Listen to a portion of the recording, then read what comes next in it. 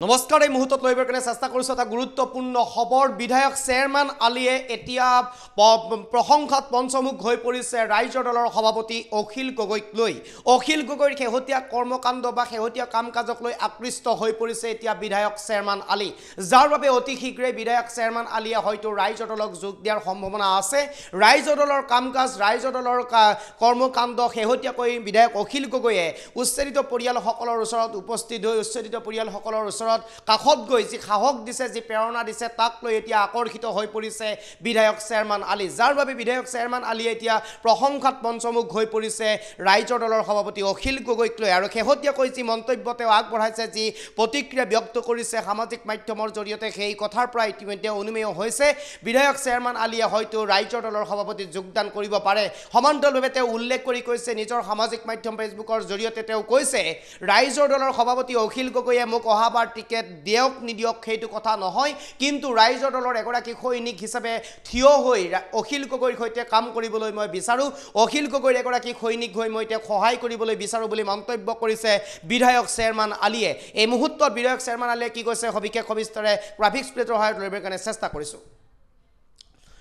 এই মুহূৰ্তত সবিশেষ লবৰ কাৰণে চেষ্টা কৰিছো ৰাইজৰ দলত যোগদান কৰিব বিধায়ক চেয়াৰম্যান আলী আহমেদে ৰাইজৰ দলৰ সভাপতি অখিল গগৈ প্ৰশংসাত পঞ্চমুখ বিধায়কগৰাকী 2026 নিৰ্বাচনত অসমৰ সকলো মুছলমান লোকক অখিল গগৈৰ নেতৃত্বত ৰাজনীতি কৰাৰ আহ্বান কংগ্ৰেছত থাকি তেওঁ নিষ্পেষিত জনগণৰ হৈ কোনো কাম কৰিব নোৱাৰিব বুলিও খুব বিচাৰিলে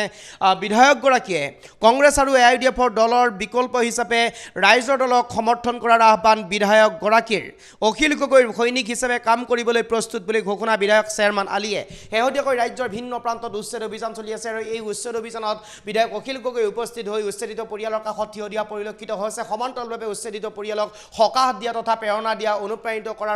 অনুপ্ৰাণিত কৰাও এক প্ৰকাৰ পৰিলক্ষিত হৈছে সেয়া সামাজিক মাধ্যমে হওক অথবা সংবাদ মাধ্যমে হওক সেই কথা স্পষ্ট হৈ পৰিছে সংখ্যালঘু এলেকাত উপস্থিত হৈ যি অঞ্চলত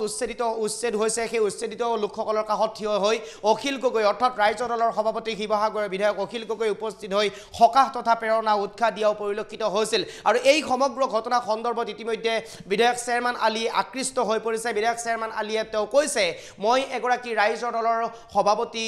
ৰাইজৰ দলৰ সৈনিক হিচাপে কাম কৰিব বিচাৰো সভাপতি তথা অখিল গগৈৰ এগৰাকী সৈনিক হিচাপে মই কাম কৰিব বিচাৰো 2026 বিধানসভা নিৰ্বাচনত ৰাইজৰ দলৰ ফালৰ পৰা মোক টিকট দিয়ক নিদিয়ক সেইটো ডাঙৰ কথা নহয় কিন্তু এগৰাকী ৰাইজৰ দলৰ সৈনিক হিচাপে মই কাম কৰিব বিচাৰো বুলি মন্তব্য কৰিলে বিধায়ক চেয়াৰম্যান আলীয়ে সমান্তৰালভাৱে এই কথাৰ পৰা স্পষ্ট হৈ পৰিছে বিধায়ক চেয়াৰম্যান আলী আহমেদ হয়তো ৰাইজৰ দলত যোগদান কৰিব পাৰে ৰাইজৰ দললৈ যাব পাৰে এই কথা এতিয়া স্পষ্ট হৈ পৰিছে আৰু যি মন্তব্য তেওঁ কৰিছে সেই মন্তব্যৰ পৰাও এই কথা এক প্ৰকাৰ স্পষ্ট হৈ পৰিছে আৰু ইতিমধ্যে আমি উল্লেখ কৰিব লাগিব বিধায়ক চেয়াৰম্যান আলীয়ে কালিৰ দিনটোত সামাজিক মাধ্যমত এই মন্তব্য কৰিছিল তেওঁ কৈছিল মই ৰাইজৰ দলৰ এগৰাকী সৈনিক হিচাপে থাকিব বিচাৰো সৈনিক হিচাপে কাম কৰিব বিচাৰো যি কাম কৰিলে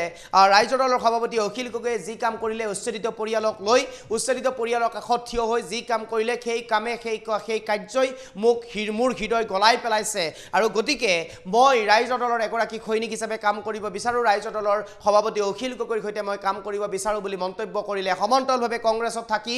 নিষ্পেষিত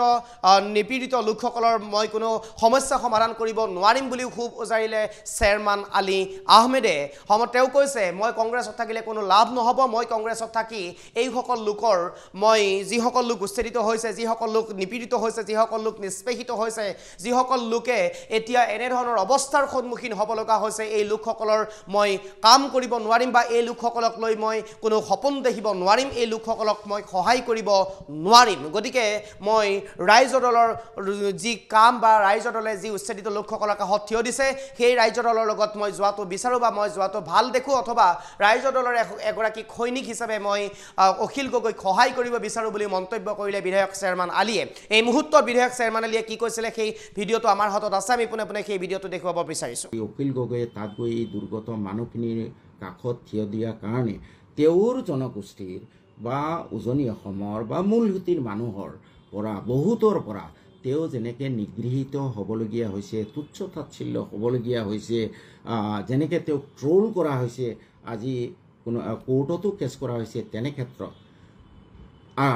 অখিল গগৈৰ এই মানুহখিনিৰ ওচৰত থিয় দিয়াটো নিশ্চিতভাৱে মানৱীয়তাৰ উৎকৃষ্ট উদাহৰণ আৰু এই ক্ষেত্ৰত অখিল গগৈ অকল মই নহয় মিয়া জনগোষ্ঠীটোৱে চেলুট জনোৱাটো উচিত। আৰু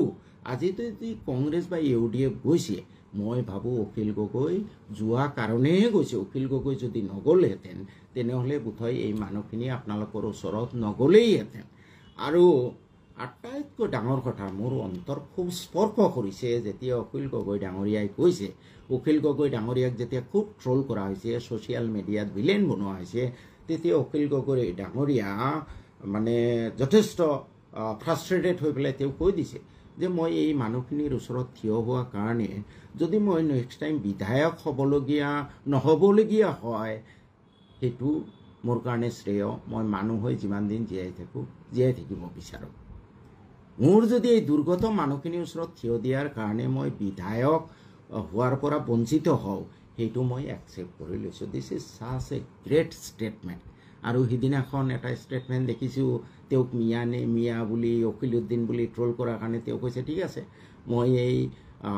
অত্যাচাৰিত মানুহখিনিৰ ওচৰত থিয় হোৱাৰ কাৰণে যদি কোনোবাই মোক মিয়া কৈছে, মই মিয়াই হয়। ইয়াতকৈ ডাঙৰ ষ্টেটমেণ্ট কিবা আছেনে বাৰু? স্বাধীনতাৰ কাৰণে বহুত কষ্ট কৰিছিলে, বহুত ত্যাগ কৰিছিলে, ন' ডাউট। আপটো জৱাহৰলাল নেহৰু, ইন্দিৰা গান্ধীলৈ ঠিকে আছিলে। তাৰপিছত ক্ৰমান্বয়ে এই পাৱাৰৰ সোৱাদটো পাই কংগ্ৰেছ নেতৃত্বৰ এতিয়া সেৱাৰ মনোভাৱ নাই। বিশেষকৈ আমাৰ অসমত কংগ্ৰেছ নেতৃত্বৰ মনোভাৱ হ'ল কেনেকৈ গাদী দখল কৰা। গতিকে ভাই আপোনালোকে ভুল নকৰিব। অহা নিৰ্বাচনত মই বিচাৰোঁ যে অখিল গগৈয়ে যিটো ত্যাগ কৰিলে, আৰু তেওঁ আহোম ল'ৰা হয়, ৰজাৰ তেজ তেওঁৰ গাত আছে। আহোমেই গোটেই অসমত 7 ৰাজ মাৰি 1 ৰাজ কৰিছিলে। গতিকে উপযুক্ত আহোম হ'লে তেওঁহে আমাৰ হিন্দু মুছলমান সকলোকে লগত লৈ আগবাঢ়িব পাৰিব। আৰু অতীতৰ কৰ্মৰাজিৰ পৰা দেখিছোঁ অখিল আজিয়ে বিধায়ক হৈছে, তাৰ কিমান আগৰ পৰা এই কৃষকৰ কাৰণে আন্দোলন কৰি আছে। He is a very good activist. গতিকে ভাই, আৰু এইবাৰ বিশেষকৈ ধুবুৰীত তেওঁ যিটো অনুকম্পা দেখুৱালে, মোৰ হৃদয় বিগলিত হৈছে যে কংগ্ৰেছে যদি এই 5টা চৰ্ত মানি লয়, হয়তো মই কংগ্ৰেছৰ পৰাই ইলেকশ্যন খেলিম, কিন্তু মই বিচাৰিম অখিলক মিয়া মানুহে এটা প্ৰতিদান দিয়ক, উপহাৰ দিয়ক, কৃতজ্ঞতা প্ৰকাশ কৰক। CPM-ৰ নিচিনা যাতে অখিল নহয়। আৰু যদি কংগ্ৰেছে নামানে, মই এতিয়া সিদ্ধান্ত লৈছোঁ অখিলে মোক টিকেট দিয়ক নিদিয়ক, মই অখিলৰ এজন সৈনিক হিচাপে অখিলক মই যাতে অখিল বিধানসভাত থাকে, যাতে অখিলে এই অখিল গগৈয়ে যাতে আমাৰ যিখিনি ডিপ্ৰাইভড ছেকশ্যন, নট অনলি মুছলমান, হিন্দু মুছলমান সকলো, তেওঁলোকৰ হৈ যাতে মাত মাতিব পাৰে, কৃষকৰ কাৰণে যাতে মাত মাতিব পাৰে, তাৰ কাৰণে অখিল গগৈ এটা ষ্ট্ৰং শক্তি হৈ থাকক। মই ইতিমধ্যে সিদ্ধান্ত লৈছোঁ যে কংগ্ৰেছেতো মোৰ চৰ্ত মানি লোৱাৰ প্ৰায় সম্ভাৱনা নাই। অখিলৰ লগত মই কোনো কথাও পতা নাই যে অখিলৰ